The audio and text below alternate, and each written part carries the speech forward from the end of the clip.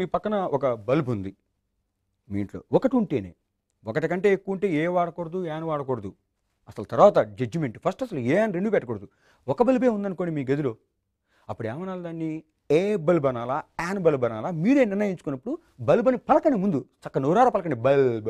బా అనేటువంటి consonant sound. దాని ముందు ఏమనాలి? ఏ బల్బ్ అనాలి. సో అలాగ మనం జడ్జిమెంట్ మనం చేయాలి. అది కాన్సనెంట్ సౌండ్‌తో పలుకుతుందా? అయితే ఫ్యాన్ రాసినప్పుడు ఎఫ్ రాసామా? బల్బ్ రాసినప్పుడు బి రాసామా అనేది క్వెషన్ కాదు. దాన్ని పలికేప్పుడు కాన్సనెంట్ సౌండ్ అండ్ బాతో పలికామా, ఫాతో పలికా అన్నదే క్వెషన్. సో ఇక్కడ కూడా కొన్ని వర్డ్స్ మీకోసం రాశా. దేని ముందు ఏ పెట్టాలి, యాన్ పెట్టాలి మనం చూద్దాం. ఫస్ట్ మనం ర్యాట్, ఒక ఎలక. మన ఇంట్లో ఒకటే ఎలక తిరుగుతుంది. దాన్ని పట్టుకోవాలి. సో ఒక ఎలక ఉందని చెప్పాలనుకోండి. ఏం చెప్పాలి? ఏ ర్యాట్ అనాలా, యాన్ ర్యాట్ అనాలా? ముందు ర్యా అని చూడండి. ర్యాట్ అన్నారు. ర్యా అనేది కాన్సనెంట్ సౌండ్ కాబట్టి ఇక్కడ రాసింది ఆరా కాదా, కాన్సనెంట్ రాసామా అని క్వశ్చన్ కాదు. అనేటప్పుడు దాన్ని ర్యాట్ అన్నాం కాబట్టి దీని ముందు ఏం పెట్టాలి? ఏనే పెట్టాలి. అంటే ఏ ర్యాట్, ఒక ఎలక. ఏమండి పెద్దగా చదువుకోకలేదండి, ఈజీగా నేర్చుకోవచ్చు. పెన్ అన్నాం అనండి. పెన్ అనే మాట మీరు అని చూడండి. పే అంటున్నాం. అది కాన్సనెంట్ కాదా? 2 పెదాలు కలిస్తేనే పే అని వస్తుంది. రాసేప్పుడు పీ రాశారా లేదా చూసుకోమాకండి. ఓకే. సో దాన్ని పెన్ అన్నప్పుడు దాన్ని నోటితో పలికేవాడు పెన్. పా అనేటువంటి కాన్సనెంట్ కాబట్టి దీని ముందు ఏ పెన్ అనాలి. అలాగే బాయ్ అన్నారు. సో బాయ్ అన్నప్పుడు బా అనేటువంటి కాన్సనెంట్ వస్తుంది కాబట్టి దాని ముందు ఏ బాయ్, ఒక బాలుడు. 2 బాలుడు, 3 బాలు, 100 మంది బాలు ఉంటే మనం ఏ అనకూడదు. Next zebra. ఆ జూ మొత్తం ఒకటే ఉందనుకోండి. ఏ జీబ్రా అనాలా, యాన్ జీబ్రా అనాలా? అంటే జీ అని చూడండి. జీబ్రా మొట్టమొదటి ఏమొస్తుంది అంట? జీ అనేటువంటి కాన్సనెంట్ వస్తుంది కాబట్టి దాని ముందు కంపల్సరీగా ఏ జీబ్రా అనాలి. అలాగే ఇట్టుకొని రాశాను. ఎలిఫెంట్ అని రాశా. దీన్ని పలికి చూడండి. రాసింది ఈ రాశాం కాబట్టి యాన్ పెట్టడం అనే మాట తప్పు. అలా ఎప్పుడు ఊహించుకోకండి, అపోహ అది. పలికి చూడండి. దాన్ని ఎలిఫెంట్ అన్నారా, ఈ ఎలిఫెంట్ అన్నారు. ఫర్ ఎగ్జాంపుల్ దీన్ని యా అని పలికారనుకుందాం. ఎలిఫెంట్ అన్నాం. అప్పుడు దాని ముందు ఏనే రావాలి. కానీ దాన్ని ఎలిఫెంట్ అన్నాం, ఎలిఫెంట్ అంటాం. సో ఏ అనేటువంటి ఓవెల్ సౌండ్ వస్తుంది కాబట్టి దీని ముందు ఏం పెట్టాలి మనం? యానే పెట్టాలి. మరి యాన్ ఎందుకు పెట్టాలి అంటే ఇది ఏనే ఓవెల్ సౌండ్, ఇది ఏనే ఓవెల్ సౌండ్ కాబట్టి రెండింటి మధ్యలో ఎన్ అనేటువంటి చిన్న కాన్సెప్ట్ పెట్టుకున్నారు ఇంగ్లీష్ వాళ్ళు. అలా పెట్టడం వల్ల ఈజీ అని యాన్ ఎలిఫెంట్ అనడం ఈజీ అయిపోయింది. ఏ ఎలిఫెంట్ అనాలంటే నోరు పెద్ద 2 సార్లుగా కదలాల్సి వస్తుంది. ఏ ఎలిఫెంట్. అలా కాకుండా దీన్ని యాన్ ఎలిఫెంట్ అన్నారు. చక్క ఫ్లోగా వచ్చేసింది. తర్వాత యాన్ యాంకర్. దీని ముందు చూడండి యాన్ అంటే ఏ రాశామని కాదు, చెప్తున్నాగా రాసింది పెట్టించుకోవద్దు. అనేటప్పుడు దాన్ని యాంకర్ అంటున్నాం. యాంకర్ అంటల్లా. మళ్ళీ యాంకర్ అంటే మాత్రం దాని ముందు ఏ యాంకర్ అని అనాల్సమా? Anchor. So a anchor. Ice cube, I vowel sound. దాని ముందు ఏ పెట్టి చూద్దాం. ఏ ఐస్ క్యూబ్ అని చూద్దాం, అనలేం. ఏ ఐస్ క్యూబ్ అసహ్యంగా వస్తుంది. So an ice cube flow బ్రహ్మాండంగా వచ్చింది. అలాగే అంబ్రెల్లా. దాని మీద ఏ అంబ్రెల్లా అనలేం. అని చూడండి, మీరేంటి చూడండి. అలా అనగలిగితే మీరు ఏ పెట్టండి, తప్పేం కాదమ్మా. ఎవడో కనిపెట్టాడు, మనం నేర్చుకున్న ఏం కాదు.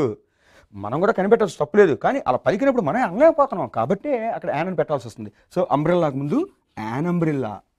ఆమ్నికార్. సో ఆ అనేటువంటి ఓవెల్ సౌండ్తో పలికాం. దాని ముందు మనం ఏ పెడితే పలకలేం.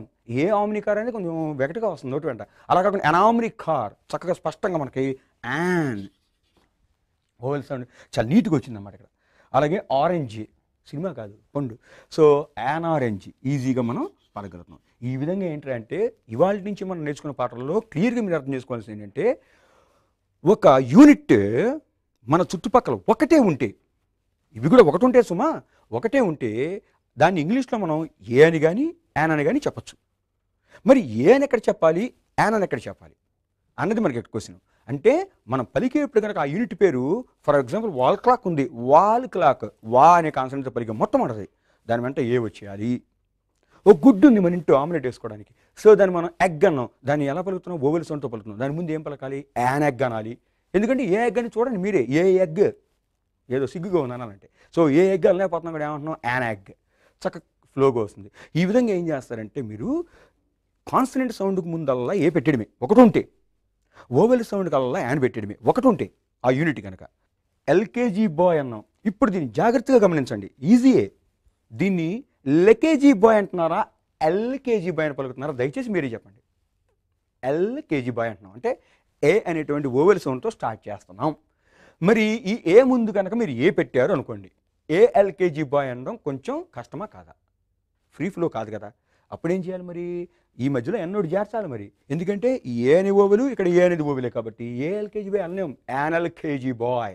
సో ఇక చాలామంది టీచర్స్ కూడా చెప్తారు, ఎవడరా అక్కడ ఎల్ అనే కాన్సెంట్ రాస్తే ఈడియట్, దాని ముందు యాన్ పెడతావా? ఎవడరా చెప్పింది మీ మాస్టర్? సో ఇక్కడ ఏంటంటే ఒక టీచర్ చెప్పాడు కాబట్టి పాఠం కాదు, న్యాచురల్గా ఏదన్నా మనం ఇప్పుడు వండుకు తింటాం అంటే ఎందుకు తింటాం? చక్క మెత్తగా తినడం కోసం.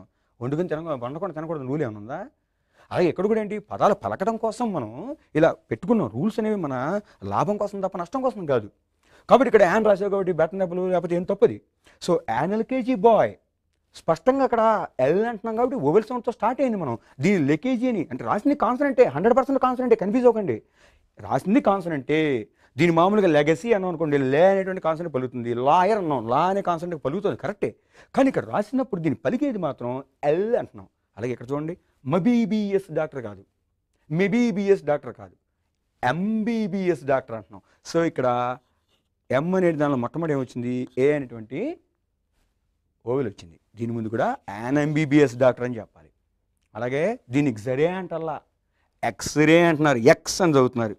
ఇది కాన్సనెంటే, కానీ దీనికి ముందు మనం ఏ పెట్టాలంటే మీడియట్ జడ్జిమెంట్ ఇవ్వండి. ఏ ఎక్స్రే అన్నాం, ఏ ఎక్స్రే అనే దానిలో ఏ ఎక్ అని విడిగా రాట్లా. కాబట్టి దీని ముందు యాన్ పెడితే మాత్రమే యాన్ ఎక్స్రే అని స్పష్టంగా ఫ్లోగా చెప్పగలుగుతున్నాం. అలాగే ఇక్కడ చూడండి, నసిఈఆర్టీ కాదు, నెసిఈఆర్టీ కాదు, ఎన్సిఈఆర్టీ. సో ఎన్, అవునా కదా? సో ఓవెల్ సౌండ్తో స్టార్ట్ చేస్తున్నాం కాబట్టి దీని ముందు యాన్ ఎన్సిఈఆర్టీ వస్తుంది. అలాగే ఎమ్మెల్యే, మాకు ఎమ్మెల్యే గారు ఒకళ్ళే ఉన్నారని చెప్పాలి. ఒక ఎమ్మెల్యే ఉంటే ఇవన్నీ ఒకళ్ళు ఉంటే సుమా, ఎం అంటున్నాం కానీ మలయే అంటలా, మెలయే అంటలా. కాబట్టి ఎం అనేటువంటి దానిలో కూడా మొట్టమొదటి రాసేప్పుడు ఎం రాసిన కాన్సనెంట్, పలికేప్పుడు దాన్ని ఓవెల్ సౌండ్తో పలుకుతున్నాం కాబట్టి దీని ముందు యాన్ ఎమ్మెల్యే అని వస్తుంది. తర్వాత ఎస్ఎస్సి గర్ల్ అన్నాం, దీని ముందు కూడా మనం ఏం పలకాలి, ఎస్ఎస్సి అని పలుకుతున్నాం. సో ఇక్కడ ఎస్ అని పలికినప్పుడు ఏమొస్తుంది, ఏ అనే ఓవెల్, కాబట్టి యాన్ ఎస్ఎస్సి గర్ల్ అంటున్నాం. కాబట్టి ఇక్కడ ఏంటంటే రాసేప్పుడు కాన్సనెంట్ రాసామా, రాసేప్పుడు ఓవెల్ రాసామని ఎవ్వరూ పరిగణనలు తీసుకోకల. పలికేప్పుడు దానికి కాన్సనెంట్ సౌండ్తో పలికామంటే అది ఒక యూనిటే ఉంటే ఏ పెట్టేయండి. పలికేప్పుడు దాన్ని ఓవెల్ సౌండ్తో పలికామంటే అది ఒకటే ఉంటే యాన్ పెట్టేసేయండి. అంతెందుకు, ఇప్పుడు ఇంత చెప్పానా, ఎక్కడో అప్పర్ కేజీ స్టూడెంట్ని విడదీసి ఉంటుంది. యూకేజీకి మనం ఏ చెప్పుకున్నాం ఇందాక, దాన్ని ఎలా రాస్తారు, అప్పర్ కేజీని విడదీసి రాసాం అనుకోండి, ఇది షార్ట్ ఫామ్ యూకేజీ అనేది. దాన్ని అబ్రివేట్ చేసాం అనుకోండి, అప్పర్ కేజీ వస్తుంది. అప్పుడు మళ్ళీ ఏం పెట్టాలి, యాన్ అప్పర్ కేజీ అనాలి. అంతేగాని ఏ అప్పర్ కేజీ అప్పుడు అనకూడదు. అప్పుడు ఏమైంది, ఇదే యూకేజీలో యూగా పలికిన యూ దాన్ని విడదీసినప్పుడు అప్పర్ కేజీ అంటాం, అప్పర్ కేజీ అంటున్నాం. అలాగే ఇక్కడ చూడండి, ఎల్కేజీ బాయ్లో ఎల్ అనే కాన్సనెంట్ని ఏ అనేటువంటి ఓవెల్ సౌండ్తో పలుకుతున్నాం కాబట్టి యాన్ రాసాం. దీని షార్ట్ ఫామ్ని విడదీసి లోయర్ కిండర్ గార్టెన్ అంటే ఇక్కడ ఎల్ అని పలికిన అక్షరం కాస్త అక్కడ ఏమవుతుంది, లో అనే లా అనేటువంటి కాన్సనెంట్ అవుతుంది. అప్పుడు ఏం చేయాలి, మళ్ళీ దీన్ని విడదీస్తే యాన్ లోయర్ కిండర్ అనకూడదు, ఏ లోయర్ కిండర్ గార్టెన్ బాయ్ అని వస్తుంది. మళ్ళీ ఈ కార్యక్రమాన్ని ఇవాళకి ముగిస్తున్నాను. రేపు మళ్ళీ ఇదే ఎపిసోడ్లో పెన్ను పుస్తకంతో రెడీ. బాయ్.